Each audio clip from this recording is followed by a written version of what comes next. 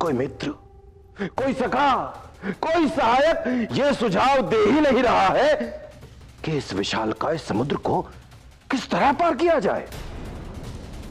मैं समुद्र पार करके अवश्य आऊंगा, चाहे उसके लिए मुझे समुद्र को भंग करना पड़े या उसे सुखाना पड़े।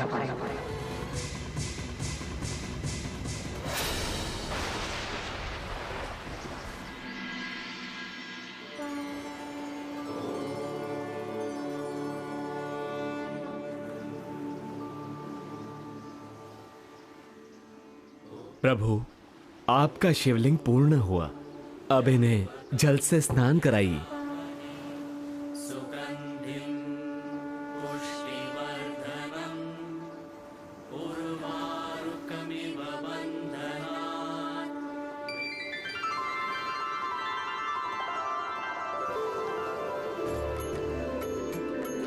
जय श्री राम।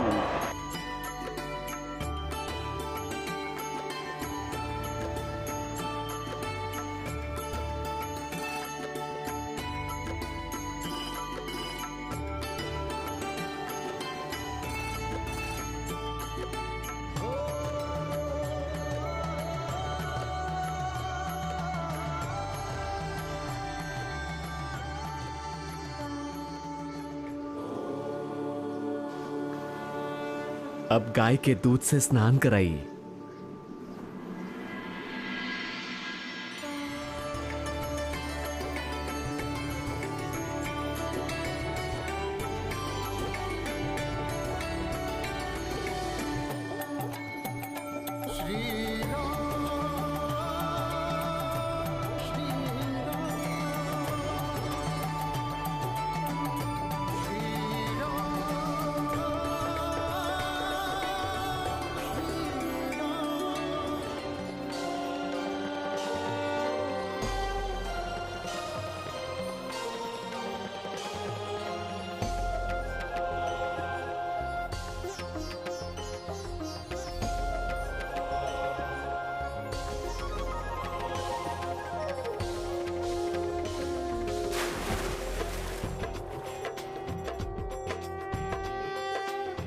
राम कृपा जिस पर करे वो जल में राह बना। प्रभु का लिख के नाम जो जल में दियो बहा। पत्थर भी तैरन लागे नाम प्रभु का पार। वानर सेना राम की सेतु समूह बना।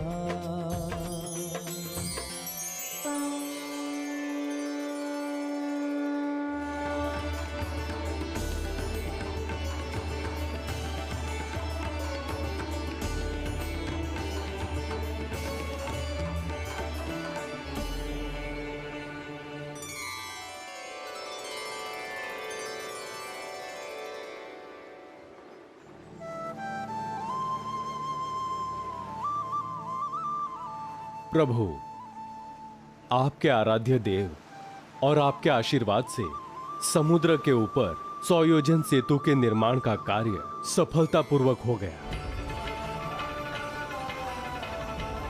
हनुमान,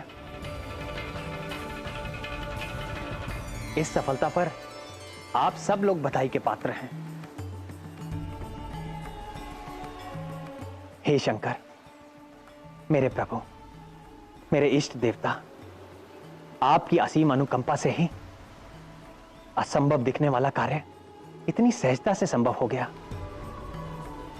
इस राम का कोटि कोटि प्रणाम स्वीकार करें।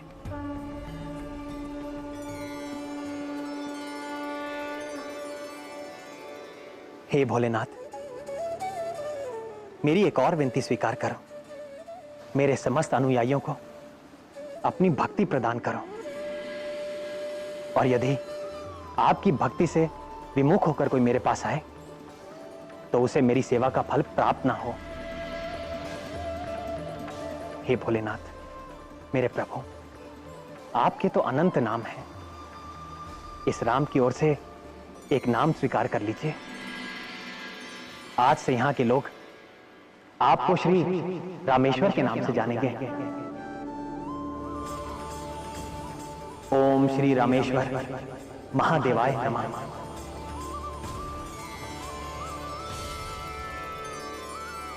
प्रभु, रामेश्वर नाम की व्याख्या करने की कृपा करें। हनुमान, राम का जो ईश्वर है वो रामेश्वर है। मैं शिवजी का सेवक हूं और वो मेरे स्वामी हैं, अतः ये रामेश्वर हैं।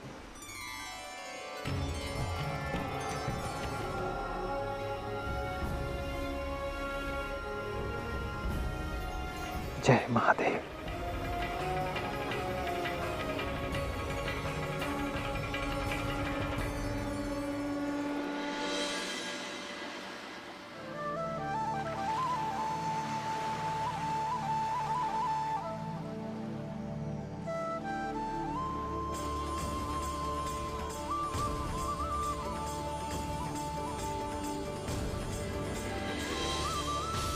प्रभु श्री राम की, प्रभु श्री राम की, प्रभु श्री राम की, प्रभु श्री राम की, प्रभु श्री राम की। महाराज सुग्रीव और समस्त वानर वीरों, नल नील के शिल्प कौशल और आप सबके अद्भुत साहस और सहयोग से 5 ही दिन में यह असंभव कार्य संभव हो गया है। आज तक इस पृथ्वी पर इतने विशाल पुल का निर्माण नहीं हो सका। इस विशाल सेतु को बांधकर आप सब ने अपने अदम्य साहस का एक अपूर्व उदाहरण समस्त संसार के सामने प्रस्तुत किया है। मेरे वीर सेनानियों, इस 100 योजन सागर पर सेतु बांधकर आप सब ने अपना लक्ष्य सुलभ कर लिया है। जो विजयश्री हमसे 400 कोस दूर थी, आज वो केवल 4 हाथ ही दूर रह गई है। सागर पर निर्मित सेतु आपका आवाहन कर रहा है कि हे बलिदानी वीरों, आओ और इस सेतु को पार करके आगे बढ़ो और इस संसार से अधर्म, अनीति और अनाचार का अंत करो। मां चंडी के भवानी का ध्यान करके और जय महादेव के नाद से आतताइयों को दहलाते हुए इस सेतु को पार करो। जय भोलेनाथ, जय भोलेनाथ, हर हर महादेव, बम बम भोले। प्रभु, इस सेतु पर सबसे पहले आपके चरण पड़ने चाहिए। हम सबकी यही इच्छा है।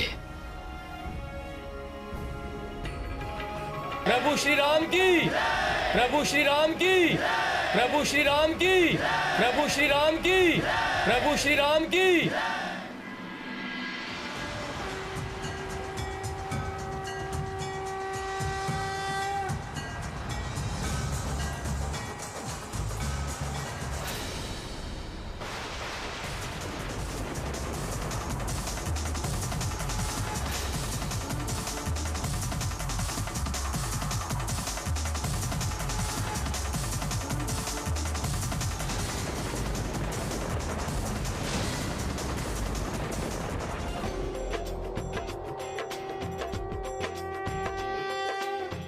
राम की सेना चली, देखो लंका धाम।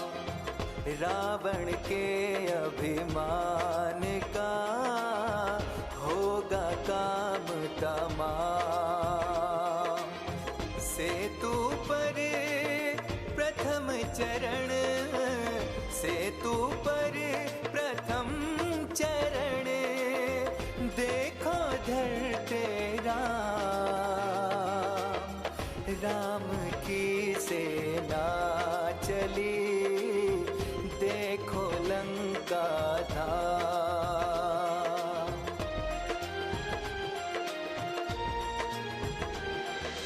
नहीं, हमें विश्वास नहीं है। यह संभव नहीं है। जब से सृष्टि की रचना हुई है, सागर को कोई नहीं बांध सका है। असंभव है ये। असंभव संभव हो गया है महाराज, वो भी केवल 5 दिनों में। उन्होंने सागर पर सेतु बांध दिया है।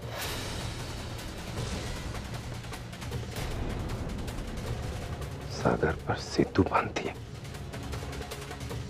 सेतु बांध दिया सागर पे, सेतु बना दिया।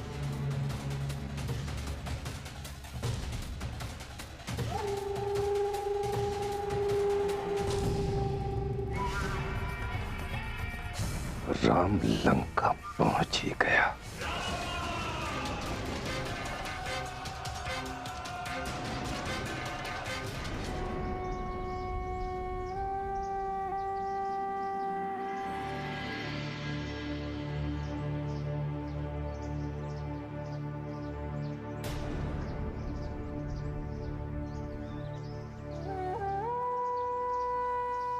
माता, पता नहीं क्यों पर आज हमारा मन बहुत प्रसन्न है।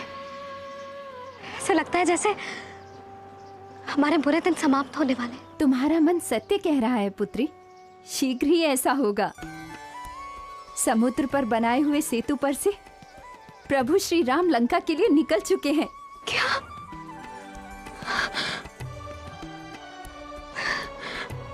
सत्य?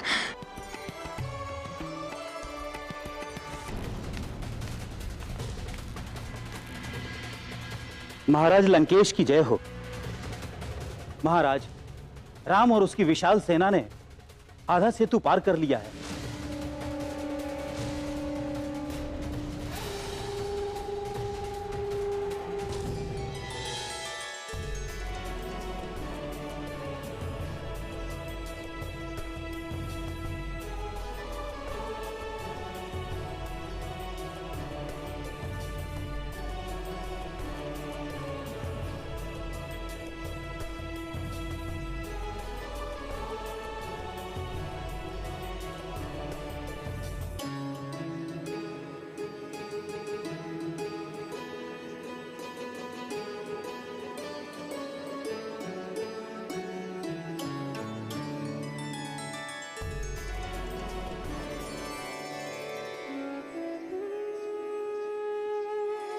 सुंदर।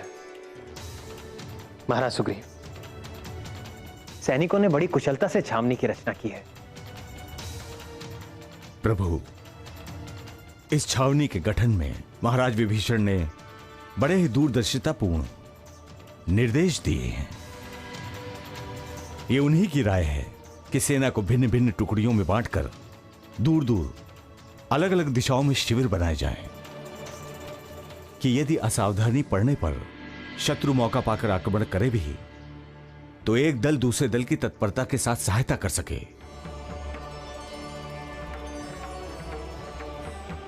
प्रभु, पूरे सैनिक पड़ाव के बीचों बीच आपकी कुश निर्मिति और पर्णकुटी तैयार की गई है, जिससे कि आपका सभी के साथ संपर्क बना रहे।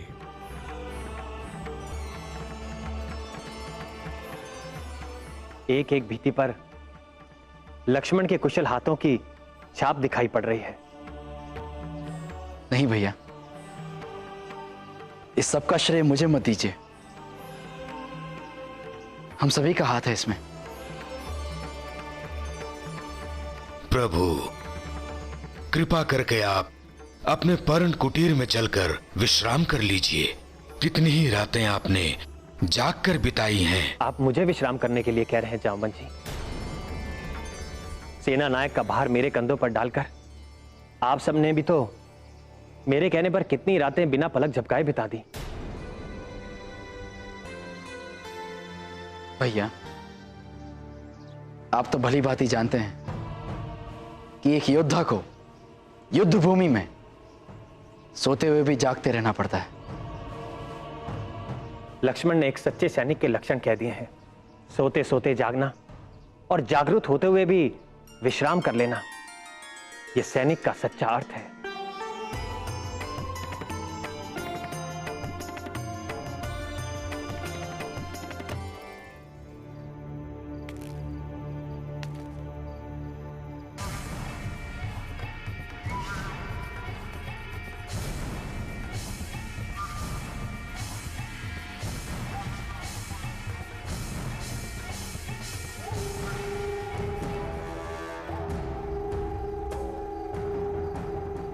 क्या बात है स्वामी, आप अभी तक नहीं सोए?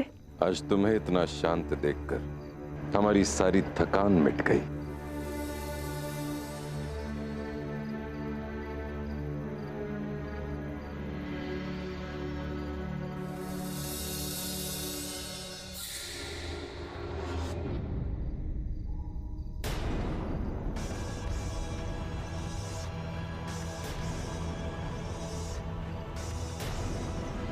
ये क्या है? ये क्या चमक रहा है? लगता है आज चमकते चंद्रमा में कोई विशेष चमक है।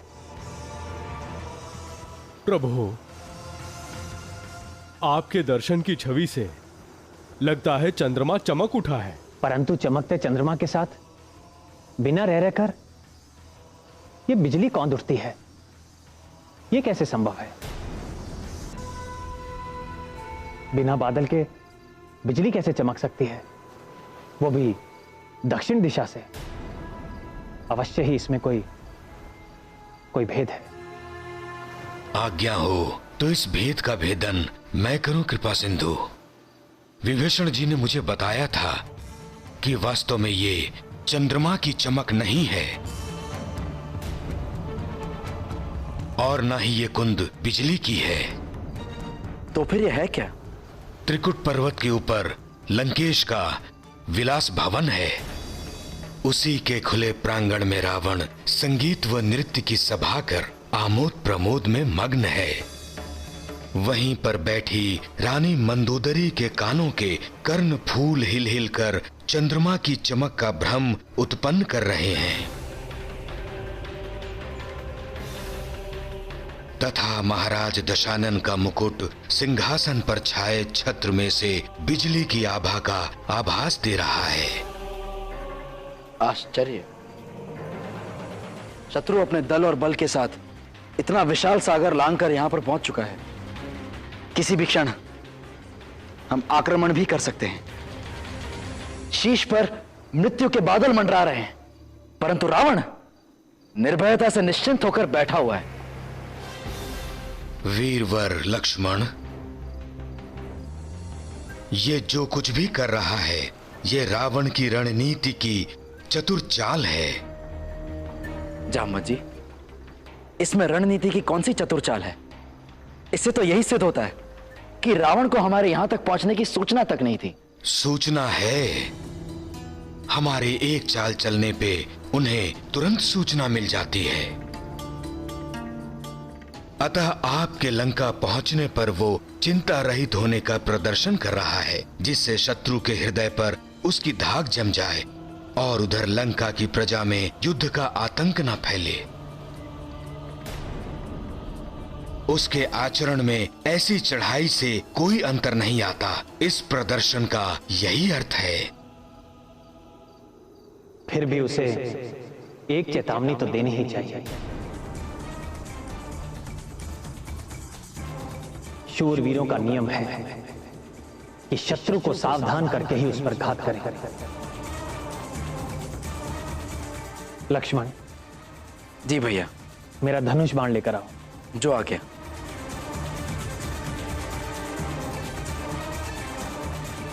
प्रभु, धनुष बाण का क्या करेंगे रघुकुल शिरोमणि? कुछ नहीं, रावण को सावधान करूंगा। बस इतना बता दूंगा कि मैं लंका पहुंच गया।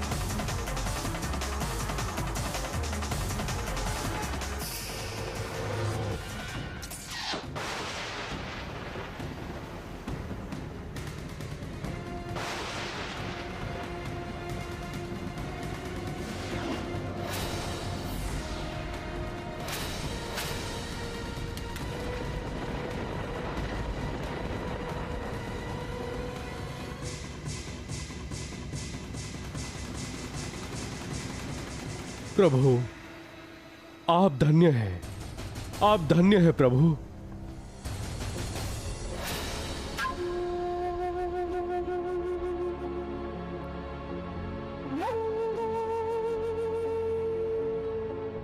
स्वामी, ये बाण?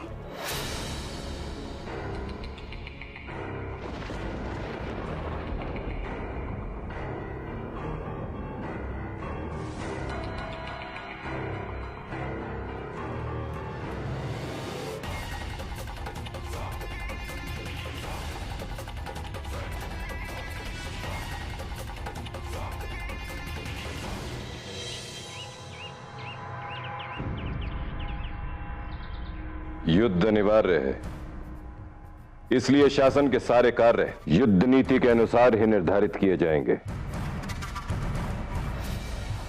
आमोद प्रमोद और ऐश्वर्य के सारे प्रसाधन आज और इसी समय से स्थगित किए जाते हैं। इस आदेश का तत्काल पालन हो। इंद्रजीत, सेना को आदेश दो, अपने अपने मोर्चे पर पहुंच जाएं। जो आज्ञा पिताश्री।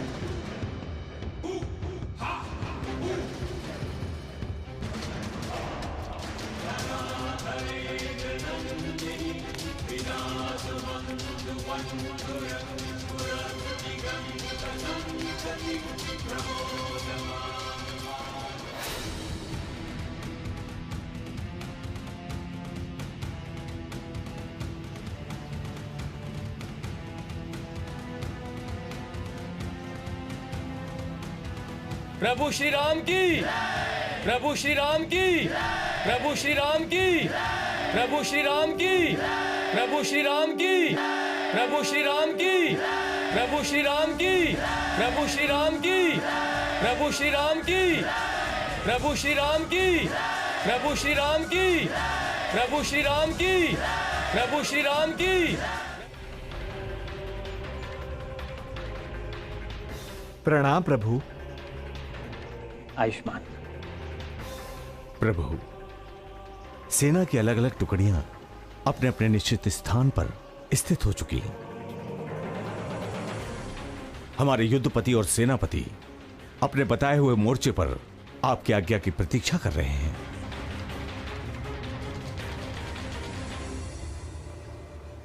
आपका संकेत मिलते ही आक्रमण आरंभ किया जाएगा।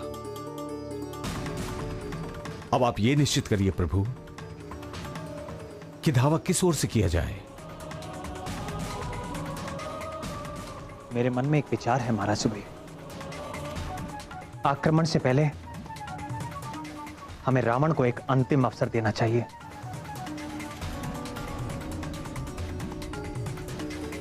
इससे पहले कि हमारे वीर योद्धा इस सुंदर नगरी को विध्वंस कर दें, यदि रावण सीता को सम्मान सहित लौटाकर मेरी शरण में आ जाए तो मैं उसे क्षमा कर दूंगा। उसे क्षमा कर देंगे? जिसने जगदंबा जैसी पूज्य सीता भाभी का हरण किया था, उसे क्षमा कर देंगे? जिसने कितनी निर्दयता से पिता समान महात्मा जटायु का वध कर दिया था। लक्ष्मण। नहीं भैया, जिसने आपको दुख पहुंचाया है, मैं उसे क्षमा नहीं कर सकता। लक्ष्मण, शास्त्र कहता है सामर्थ्यवान को कभी क्षमा का गुण नहीं भूलना चाहिए। दया वीर की शोभा होती है। देवगुरु बृहस्पति ने राजनीति की शिक्षा देते हुए कहा है, निजी क्रोध से अभिव्यक्ति के लिए किसी एक व्यक्ति को पाप का दंड देते हुए यदि उसकी प्रजा अथवा निर्दोष प्राणियों का सर्वनाश होने की संभावना हो तो वीर पुरुष को निजी रोष का शमन करते हुए क्षमा के गुण को अपनाना चाहिए और अपने शत्रु को अपने पाप के प्रायश्चित करने का अवसर देना चाहिए। यही राजधर्म है और यही राजनीति है। परंतु अब प्रश्न यह है कि दूत किसे बनाकर भेजा जाए।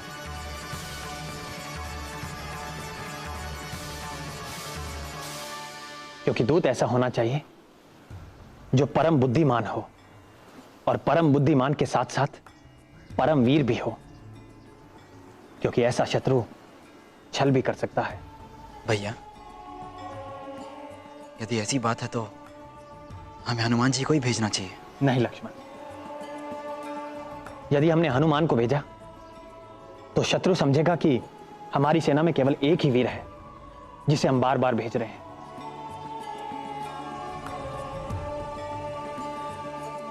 प्रभु, मेरे मत से हम युवराज अंगद को भेजें। हाँ, इस विचार से मैं सहमत हूं। अंगद, तुम युवराज हो, क्या तुम्हें यह कार्य स्वीकार है? प्रभु, इतने विद्वान, इतने ज्ञानवानों के होते हुए आपने मुझे इस योग्य समझा। मैं धनवान हो गया, मेरा गौरव बढ़ा दिया प्रभु, कृपया निधान। युवराज अंगद, दूत का बड़ा दायित्व होता है। शत्रु को भरी सभा में स्वामी का संदेश सुनाना, उसे अपनी बात से सहमत कराना, शत्रु के सामने अपने स्वामी की शक्ति का इस प्रकार बखान करना कि स्वामी का सम्मान भी बना रहे और शत्रु को उसका निरादर भी ना लगे। आत्मसंयम दूत का सबसे बड़ा गुण है अंगद। प्रभु, आप जिस पर हाथ रख दे वो दुष्ट भी विवेक, गुण, ज्ञान की खान बन जाता है। कृपा निधान। युवराज अंगद, तुम क्या उद्देश्य लेकर जा रहे हो इसे भली भांति जान लो। रावण सीता को सम्मान सहित लौटा दे, रक्तपात और संहार की स्थिति ना आ पाए, यही हमारा उद्देश्य है। तुम हमारी ओर से शांति दूत बनकर जा रहे हो।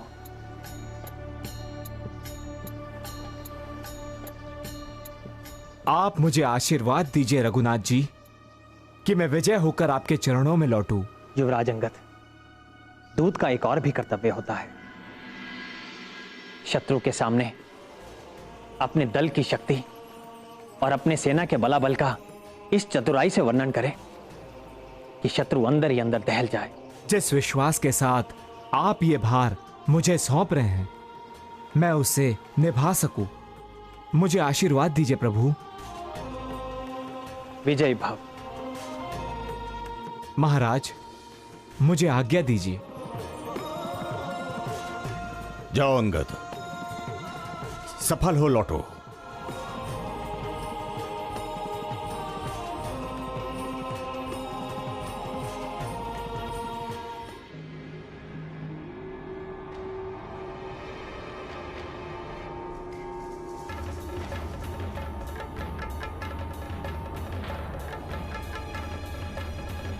सावधान! कौन हो तुम? राजदूत। किसका दूत? अपने स्वामी श्री राम का राजदूत। आने का उद्देश्य? महाराज रावण तक अपने स्वामी का संदेश पहुंचा सकूं। ठीक है, किंतु बिना महाराज की अनुमति के तुम यहां से आगे नहीं बढ़ सकते। मैं उनकी अनुमति की प्रतीक्षा करूंगा।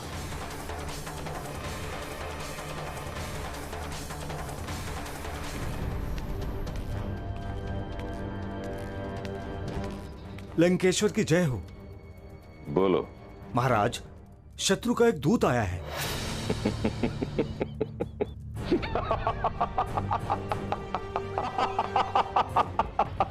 अति उत्तम राम, अति उत्तम। अभी तो तुमने हमारे चंद्रहास की चमक भी नहीं देखी और अभी से भयभीत होकर शांति दूत भेज दिया। भेजो उसे। जो आ गया महाराज।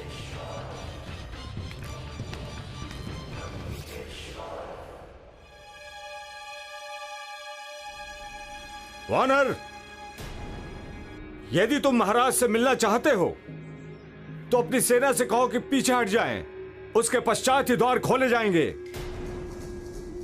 और दूतों को शस्त्रों की आवश्यकता नहीं होती। अपना गदा यहीं छोड़ दो।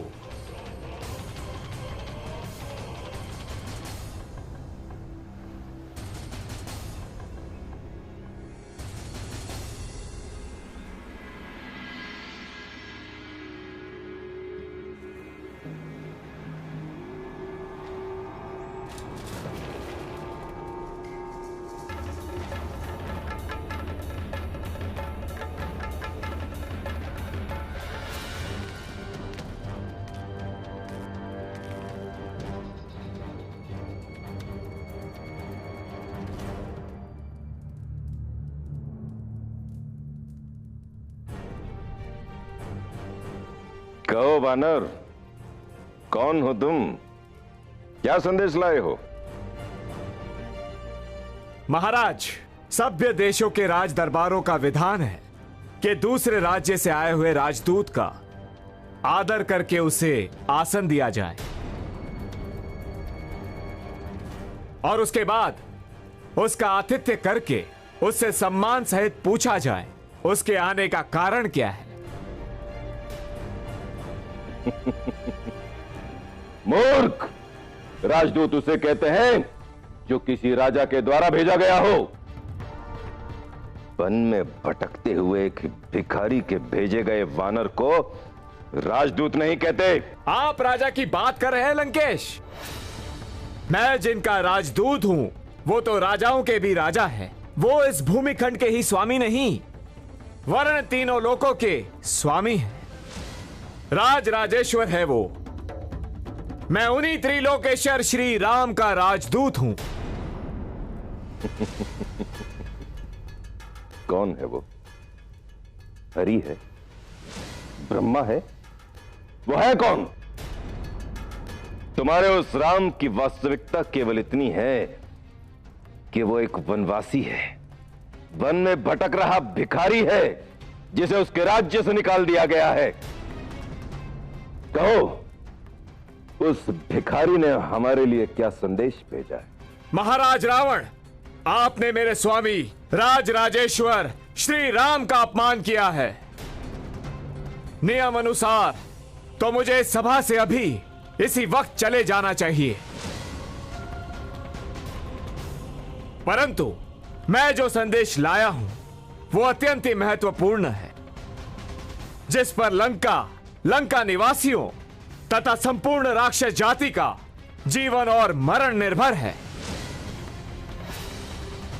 मैं इस सभा में अपने लिए स्वयं ही एक राज्य चित्त स्थान निर्माण करूंगा, जिस पर मैं बैठकर अपने राजा का संदेश आप तक पहुंचा सकूं। जय श्री राम।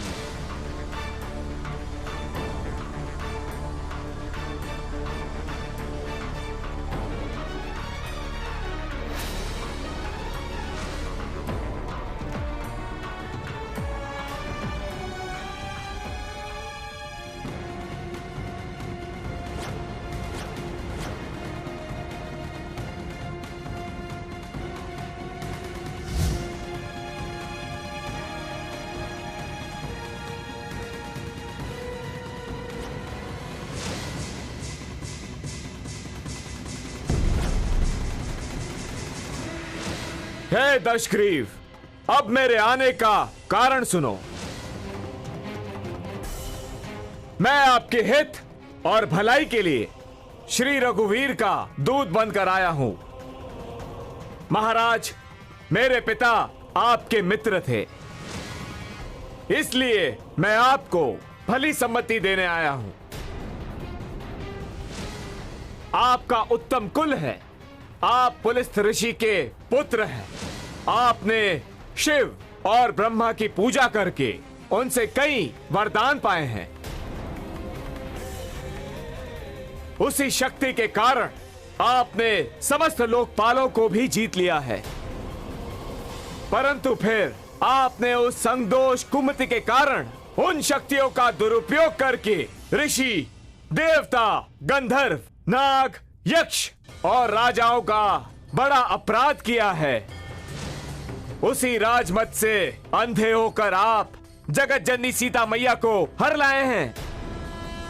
जब पाप कर्म इस प्रकार अपनी पराकाष्ठा पर पहुंच जाते हैं तो देवीय शक्तियों को पाप का नाश करना ही पड़ता है।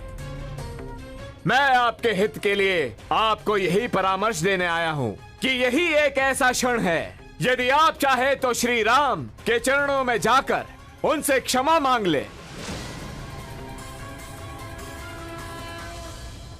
श्री राम की यह आन है कि सत्य हृदय से शरण में आने वाले के दोषों को नहीं देखते।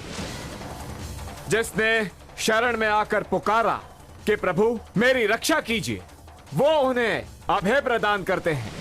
उनके बाणों में तीनों लोकों को एक साथ भस्म करने की शक्ति होते हुए भी वो एक सत्यवीर के भांति दया को नहीं छोड़ते। इसीलिए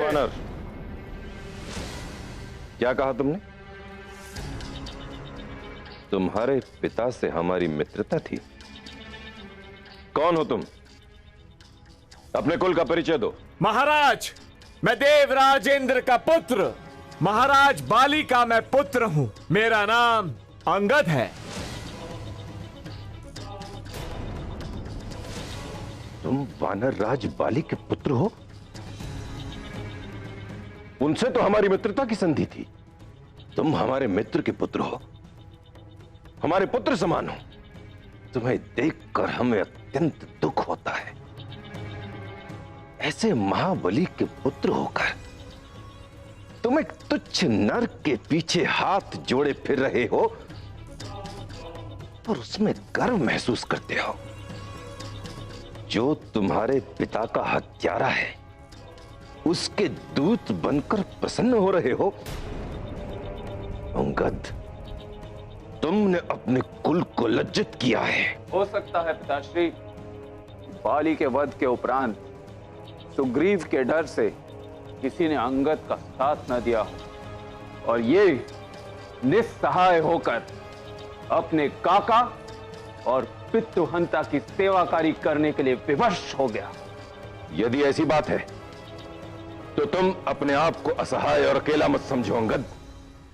तुम हमारे मित्र के पुत्र हो, हमारे पुत्र समान हो।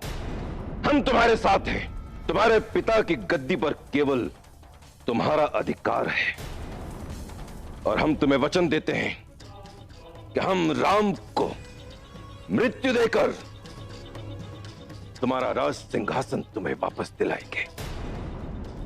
तुम अपने आप को विवश मत समझो। अपने हृदय में प्रतिशोध की ज्वाला को बुझने मत दो पुत्र। तुम राम के विश्वसनीय हो। इस विश्वसनीयता को उपयोग में लाओ। अकेले में राम का वध कर दो। हे दशानंद, मेरे महाबली पिता ने मरते समय मुझे ये भेद बताया था और आज्ञा दी थी कि मैं उनके चरणों की सेवा करता रहूं।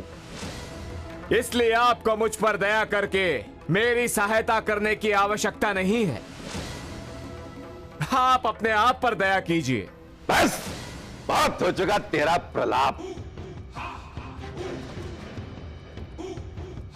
तूने अभी हमारी शक्ति को नहीं जाना मूर्ख। जब हमारा हाथ खड़क की ओर बढ़ता है तो आकाश में लोकपाल भय से कांप उठते हैं।